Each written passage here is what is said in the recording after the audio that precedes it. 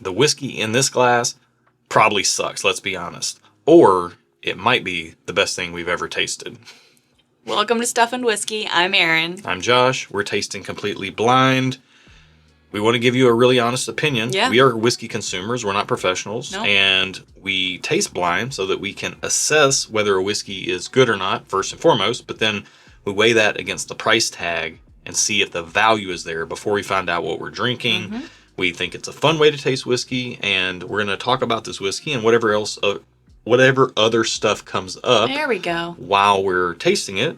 And there's no telling what will, because it's Stuff and Whiskey. That's what we do over here. Yep. So we do know that this is a amber sample jar, so it is a worldwide sipping spirit. It could be from here in America or abroad. We don't know. But we know it's not a bourbon or a rye. Yeah, and it's got a great color to it. So it could be an American single malt. It could be an international of any kind. Yeah. So let's smell it. On the nose. Oh, it smells... That's interesting. Light and fruity. All right, hang on a minute. What? Hang on a minute. What's You're right. It does smell light and fruity, but also there's a note in there. Do you get it? All right, this... I don't even want to say this note. You gotta say it now. Oh my goodness. This smells like if you made a fruit salad and you had like the chopped up, edges of the fruit that didn't make it into the salad and you put those in the sink. Okay. But then there's also a dish towel in the sink. Like must? A little mustiness, yeah. Like if you've ever been... We used to work in restaurants. Mm-hmm. I never did, but... When they wipe the table with a musty, mildewy towel, and then the table... Yeah. That's in here. That was our kitchen towel a while ago. I finally put it in the dirty clothes because... Did you notice that? That is... It was gross. We gotta sanitize that towel. Fruity mustiness. Put it on the poster for this board. I am not getting the must. But that's okay. To each their own. You must concede that I am correct here. You get what you get, but I get what I get. That's fair. Everybody has their own opinions on whiskey. The more I smell it, the more that goes away, and I'm just getting like an underlying maltiness. Okay. But initially, I did get that note pretty strongly. Like that they wipe your table down with that whatever bleach water concoction, and it... Yeah, it smells very fruity. It smells kind of like a kiwi peel. Not the actual kiwi itself, but the peel. Okay, yeah, I can see that. Like that brown fuzziness. It smells like something that's brown. You know what? Let's just drink. Cheers.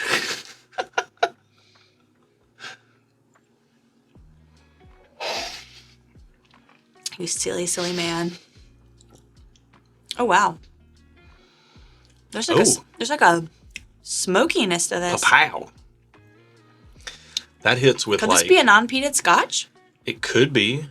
Yeah, I think this feels Scotch-esque. Yeah. I mean, we do know from tasting minty whiskeys and mini whiskeys and some whiskeys that are minty. We have tried some worldwide whiskeys. Like most worldwide whiskeys, if they're not from Scotland, they're in the style of Scotch whiskey because it's so prominent. Mm-hmm. This tastes like that. Yeah. It's got a malty kind of backbone to it. Tastes a little bit like Honey Nut Cheerios, just under the radar. Like a whole grain Honey Nut Cheerios, but with fresh fruit. Yes, off-brand, health brand label. And you're like, why does this not taste as good as Honey Nut Cheerios? Like sold from Whole Foods? Yeah. It's that, and then... But then there's fresh fruit on top. Yes, there is. Like fresh peaches and kiwis. Orange fruit. I'm getting peaches and kiwis.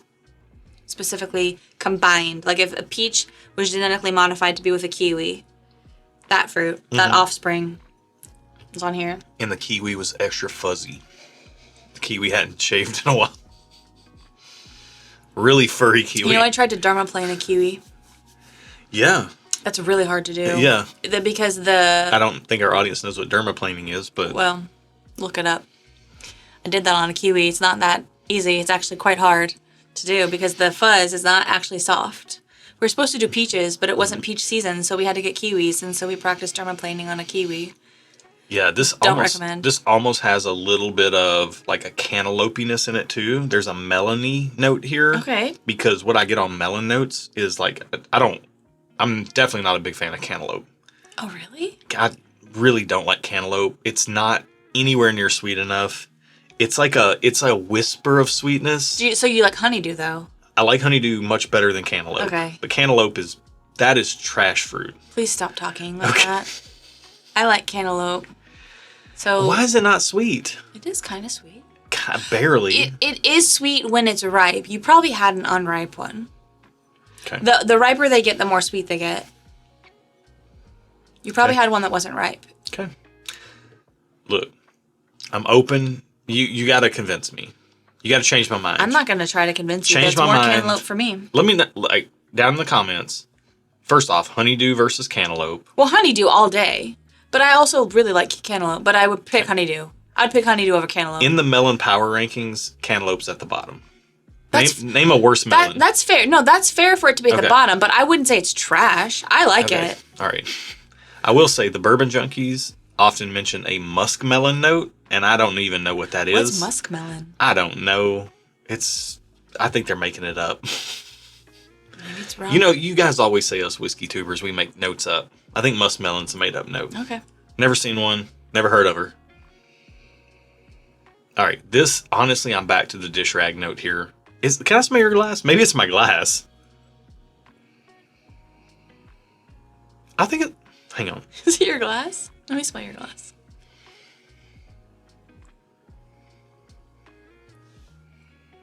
Mine smells... We're on equal footing here. Oh, it smells the same. We're it on smells equal the footing. same. Yeah. I thought for a second I had a glass. I usually smell my glasses empty before we put anything in them. Yeah. I didn't do that this time. Because we were... I mean, they're supposed to be clean. Yeah. Yeah, they are, but sometimes you get some funk in there okay. from the washing process. Oh, yeah. All right. Another sip. Because we do put these glasses in the dishwasher. We do. We stress test them. We stress test the etching. Don't judge us. We don't recommend it, but we're stress testing the etching, and so far... And they last. We got that deep etching. Deep etching. All right, one more sip, some ratings, and then we're going to get into the price. Enough dilly-dallying.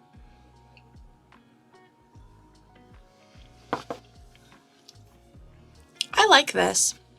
If the price is... I'm going to go thumbs up, because it's good. I like this. Contingent on price. It's easy to drink. It is in the Scotch vein, but it's an easy drinking Scotch or Scotch-like substance. Yeah.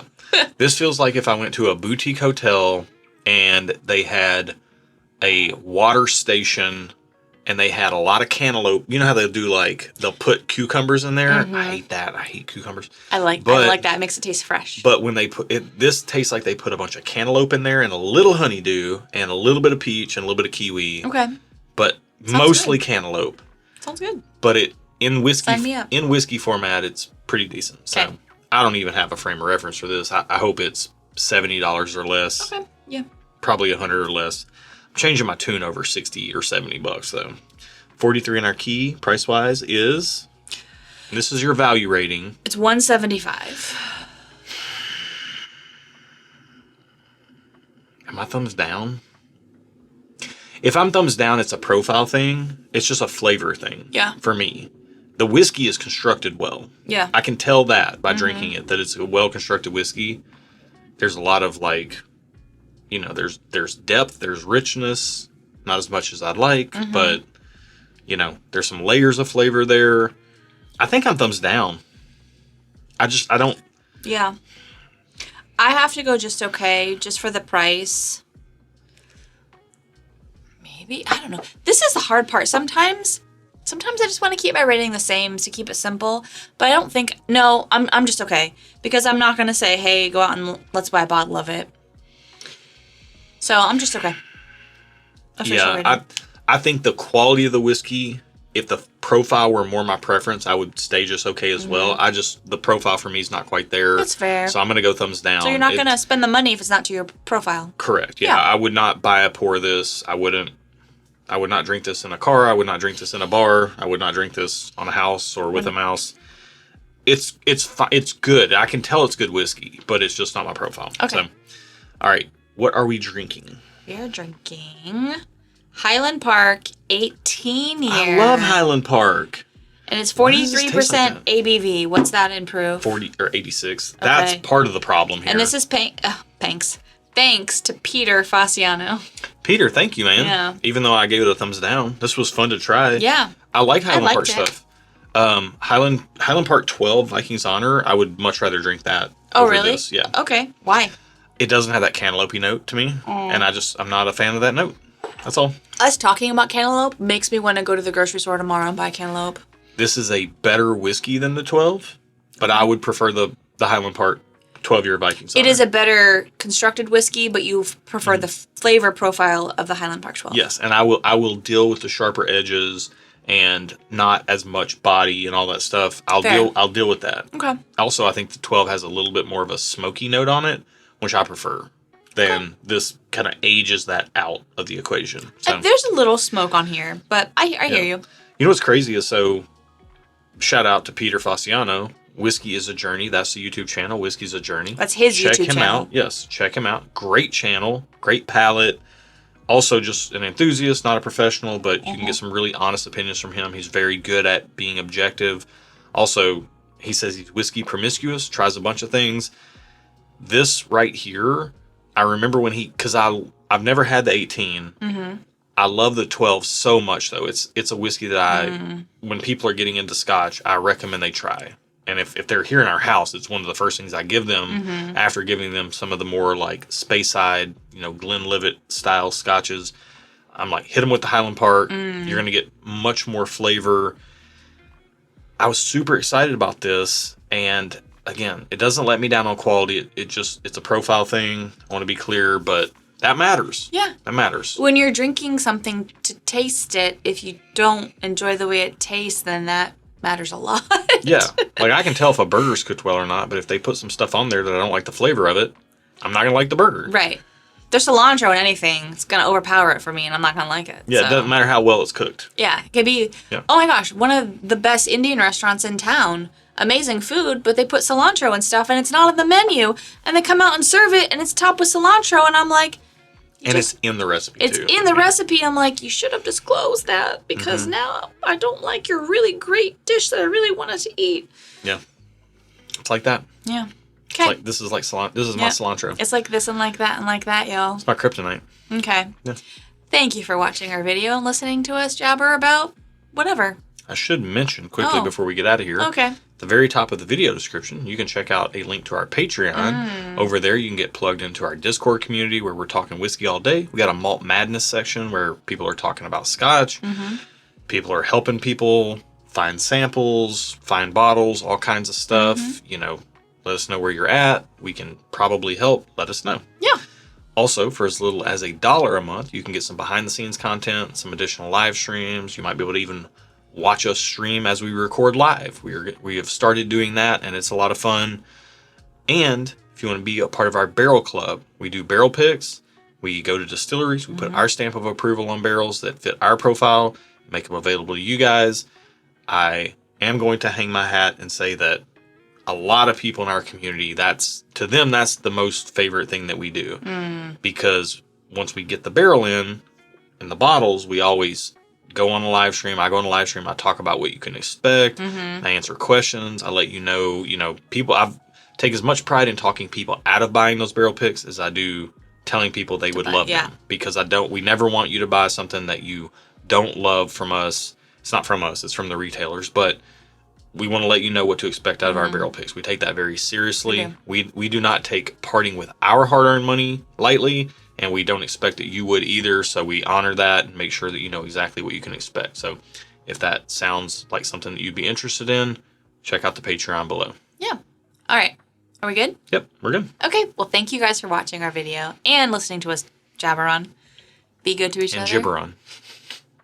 And until next time, cheers. Cheers. I really want to try this next to Highland Park 12. Yeah. And see. I think this is it's too good for its own good. And that freaking cantaloupe note, man. I'm sorry. I need you to change my mind about cantaloupe, will you? I don't know how. You just have to have a ripe cantaloupe. Well, I need you to taste it and tell me it's good. Okay. Because like I could have had some bump cantaloupe. Yeah, That's for sure. yeah, and it's hard too because you don't know until you buy it and taste it. Kind of like watermelon. Is cantaloupe? I've never had bad watermelon. I have. I've had watermelon that's not as good as other watermelon, but even the worst watermelon is still really good. Okay. Is that fair? No, I've had some bad watermelon before. Okay. But I've also eaten a lot more watermelon. Bad watermelon to me just tastes like weak watermelon. It can turn. On the unripe side or on the too ripe side? On the too ripe side. Oh, it never makes it that far. Oh, okay. It should never make it that far. Oh, okay. But from the cantaloupe side, is it like a avocado? Like there's just such a narrow range of sweetness? Honestly, I don't know. I've never looked into it that much. Okay. But this is how I think about things. okay. Welcome to the inside of my brain. It's a terrible place to be.